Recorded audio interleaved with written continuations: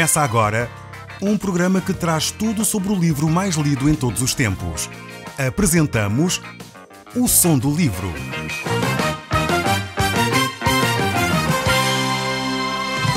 Seja muito bem-vindo. Neste podcast vai encontrar o livro mais conhecido e lido em todo o mundo. Vamos levá-lo numa viagem pela história da humanidade. Este é um audiolivro para si, para a sua família e sociedade em geral.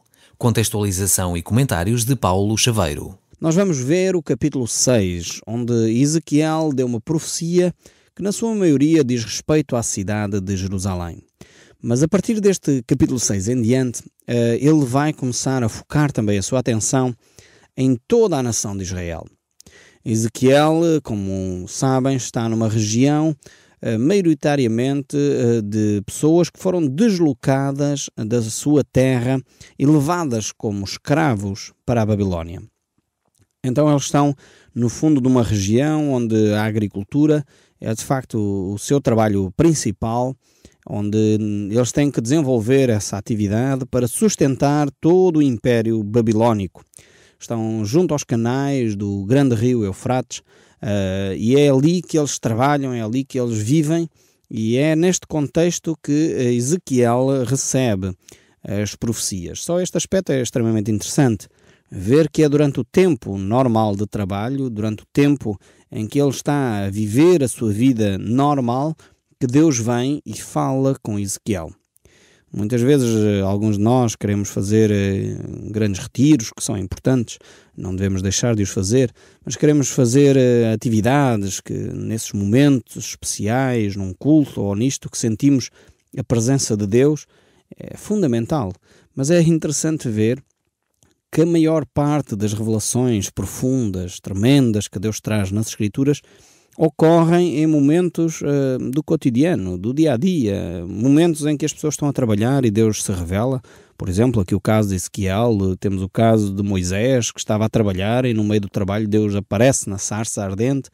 Temos o caso de Samuel, que estava a dormir e Deus se revela enquanto ele dorme. Temos o caso do apóstolo Pedro, mais uma vez, que recebe aquela visão fantástica do lençol cheio de animais enquanto ele dormia.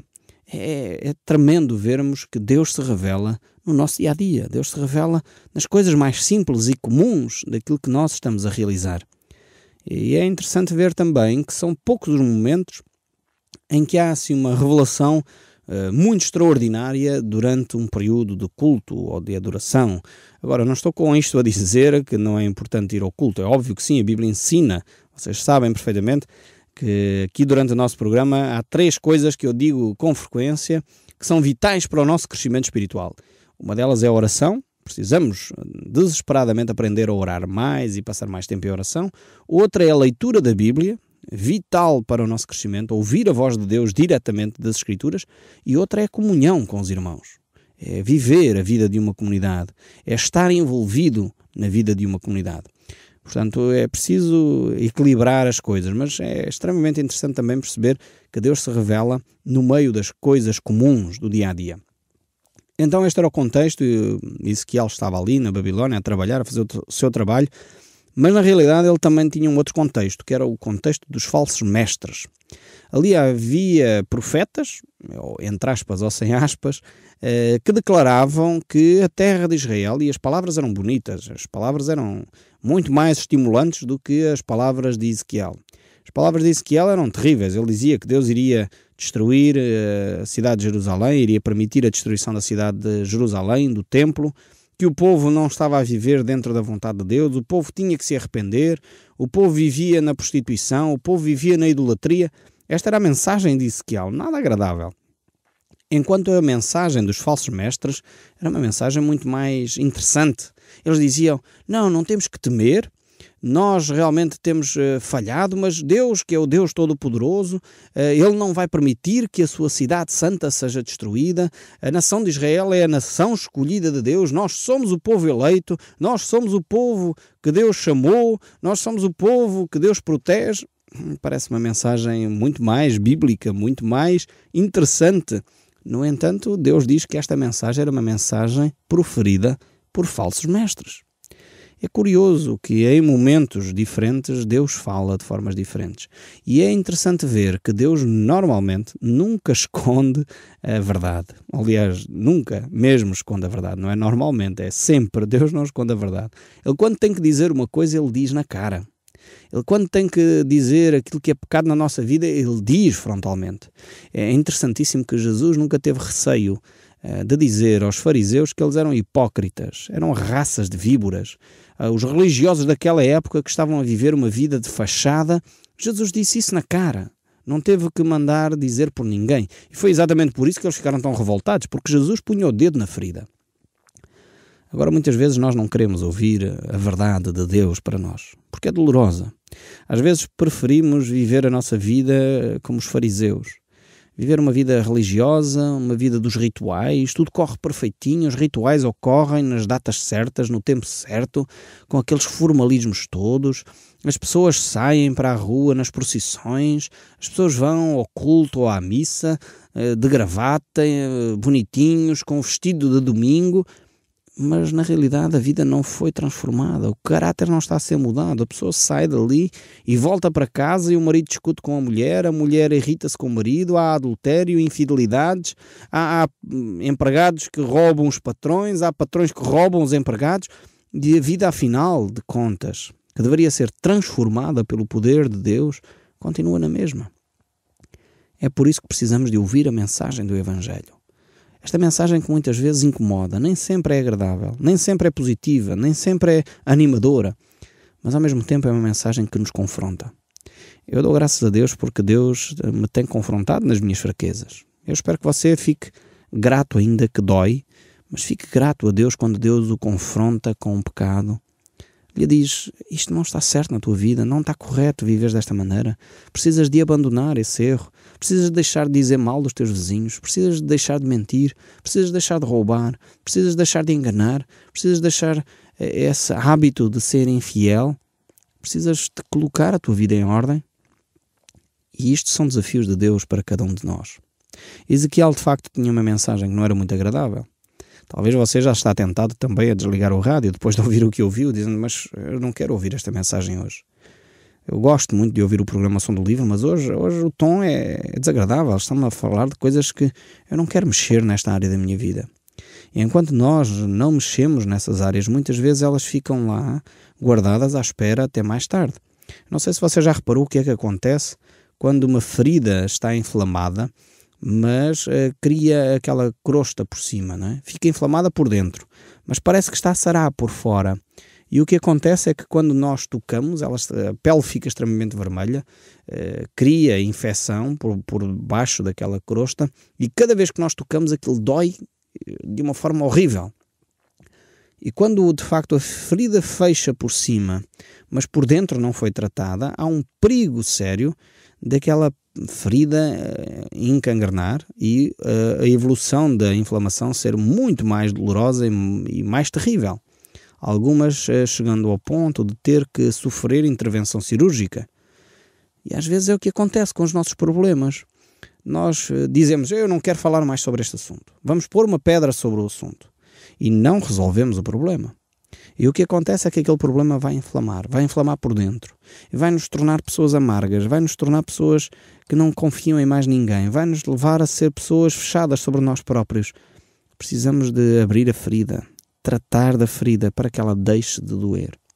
E eu sei que isto é doloroso, é um trabalho que requer paciência de um bom conselheiro, um conselheiro que ame e que saiba o que está a fazer para o ajudar a sair dessa situação. Então talvez precise de um amigo, de alguém que o ajude a resolver esses conflitos internos, a resolver esses conflitos com alguém, para que de facto essa ferida possa fechar e sarar de uma vez por todas. Não de uma forma superficial, mas de uma forma efetiva. Então é por isso que Deus coloca aqui o dedo na ferida da nação de Israel.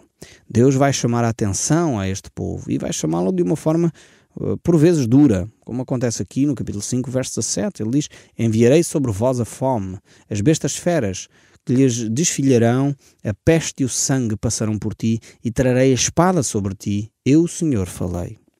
É de facto um discurso duro, mas é um discurso duro se nós não compreendermos o contexto em que ele é proferido, mais uma vez.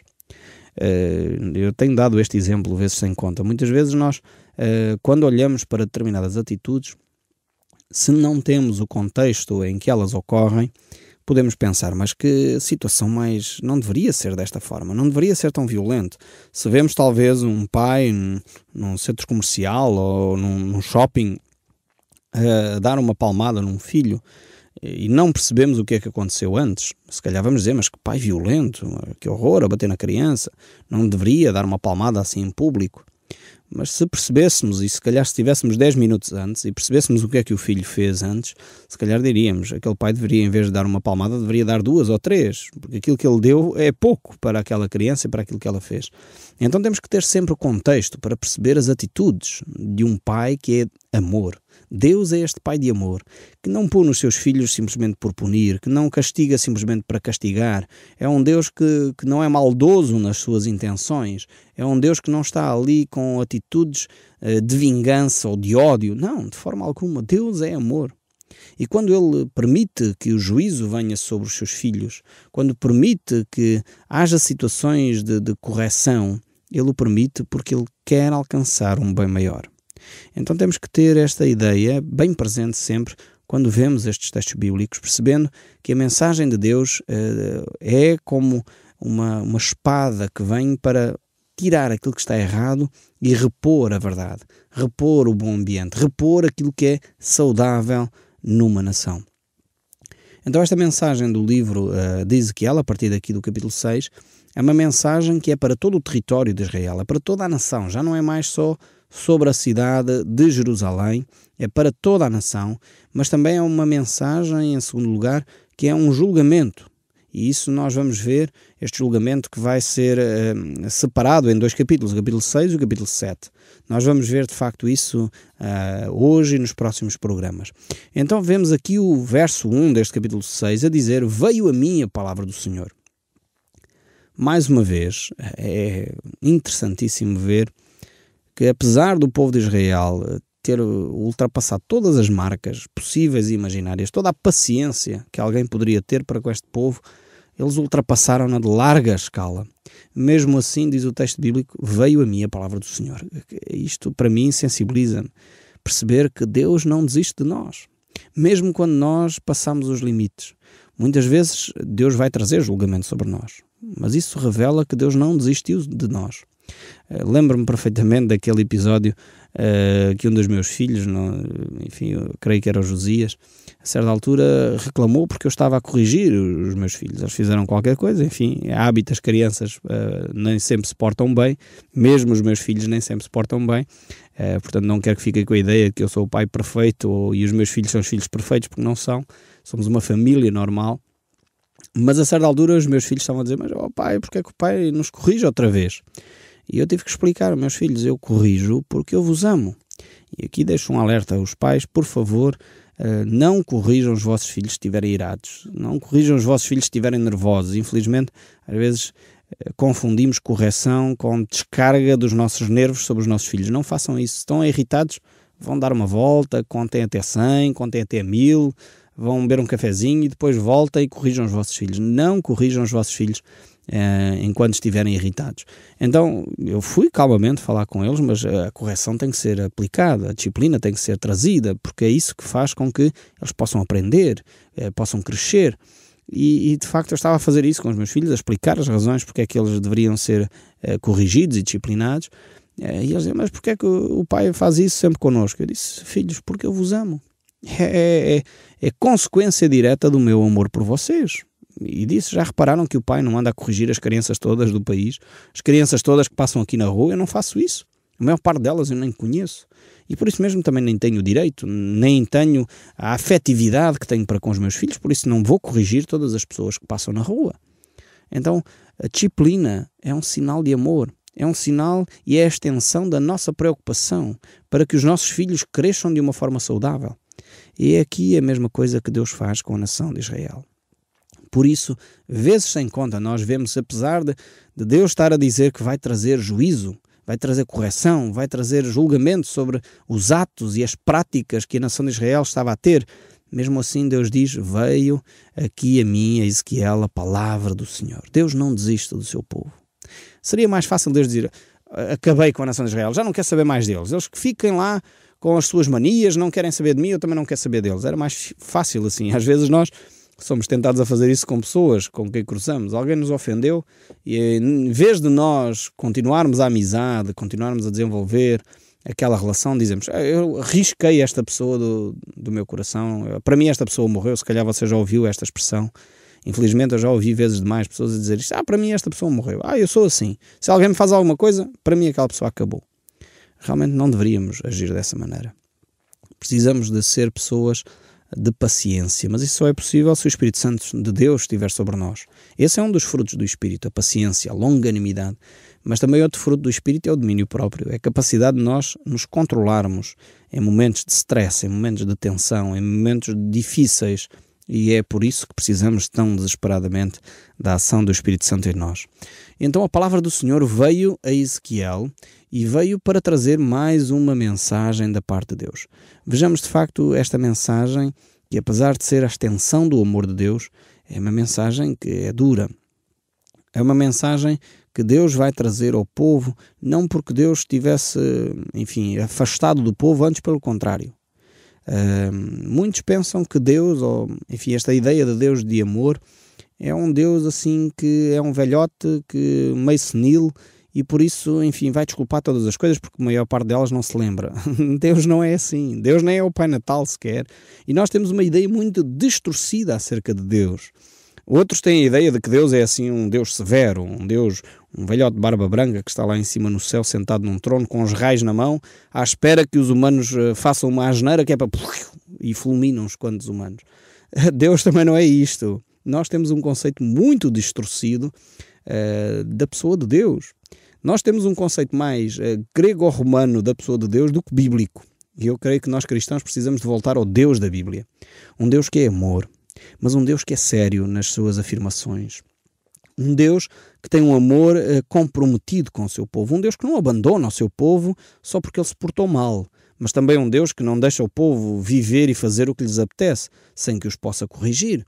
Então este é um Deus sério. É um Deus que não é mal disposto, mas é um Deus que corrige quando nós pisamos o risco. Como qualquer pai que ama, Deus é desta forma. E eu tenho aprendido de uma forma tremenda com os meus filhos acerca de quem Deus é. Porque se eu amo os meus filhos, e eu sou imperfeito, eu sou uma pessoa que falho, uma pessoa que muitas vezes sou incoerente, muitas vezes não sou capaz de avaliar de uma forma justa as ações dos meus filhos. Se eu sou assim e eu não faço mal aos meus filhos, eu imagino que Deus é 100 milhões de vezes melhor que eu. Quer dizer, Deus é 100 milhões de vezes mais preocupado com os seus filhos do que eu sou. E este é o Deus de amor das Escrituras. E quando eu vejo nas Escrituras Deus a corrigir o seu povo, é porque de facto o povo se esticou e foi longe demais. O contexto aqui, e vocês já sabem, porque eu já tenho falado deste contexto, é um contexto onde o povo de Israel se estava a voltar para a idolatria. E aqui a idolatria, não pensem que é só a pessoa dobrar os joelhos diante de uma imagem. Não, a idolatria aqui, quando a Bíblia fala em idolatria, fala de prostituição. Está a falar de prostituição. Está a falar de infidelidade conjugal. Está a falar porque as relações ali religiosas da idolatria envolviam a prática de orgias, a prática da prostituição e a prática de sacrifícios humanos. E é disto que estamos a falar quando falamos aqui de idolatria. Agora a questão é: será que Deus ia fechar os olhos a tudo isto, a ver crianças inocentes a morrerem e não fazia nada para que o povo de Israel mudasse de caminho?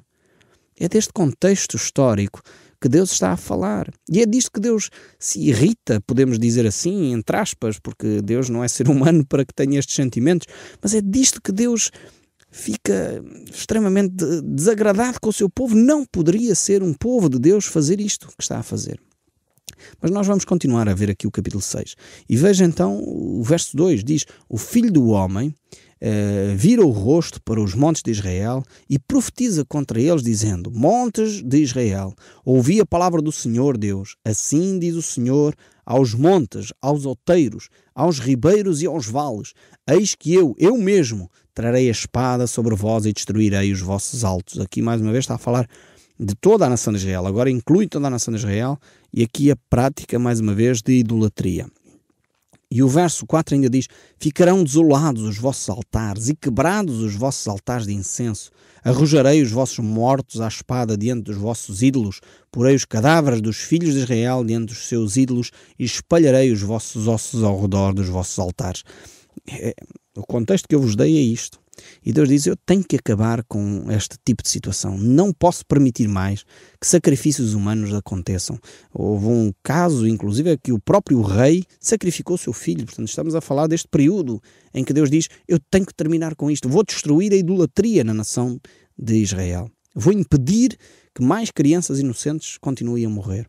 E o verso 6 diz: em todos os vossos lugares habitáveis as cidades serão destruídas, os altos ficarão desolados, para que os vossos altares sejam destruídos e arruinados, e os vossos ídolos quebrados e extintos, e os vossos altares de incenso sejam eliminados, desfeitas as vossas obras, os mortos à espada cairão no meio de vós, para que saibais que eu sou o Senhor.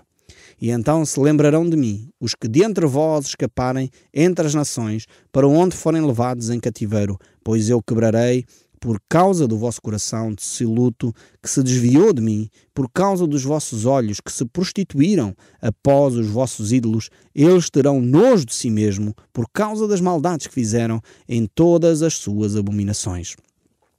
Vejam como Deus, mais uma vez, fala ao coração deste povo. Deus quer tocar o coração. Eles chegaram a um ponto em que já nem achavam qualquer problema naquilo que estavam a fazer. A prostituição, a imoralidade, sacrifícios humanos, era perfeitamente normal. O coração já estava tão cauterizado que já não sentiam vergonha nem abominação sobre aquilo que estavam a fazer. Infelizmente, uma sociedade, quando cauteriza a sua consciência, por vezes aquilo que é mal passa a parecer bem. E Deus tem que agir de uma forma dura para nos trazer de novo àquilo que é correto e àquilo que é certo na nossa vida. E foi por isso que Deus agiu desta forma com a nação de Israel. Eu espero sinceramente que cada um de nós possa fazer o trabalho de casa previamente. Perceber o que é que está errado na nossa vida. E quando nós percebemos, através da voz de Deus, não precisamos de chegar a lugares tão extremos. Alguém disse um dia, e eu quero concluir com isso, que Deus nos sussurra, fala baixinho ao nosso ouvido através do seu amor. Quando nós não ouvimos a voz de Deus através do seu amor, Ele nos fala pela sua palavra. Quando nós não ouvimos a sua palavra, Ele nos grita pelo sofrimento. O Som do Livro, uma produção da Rádio Transmundial de Portugal.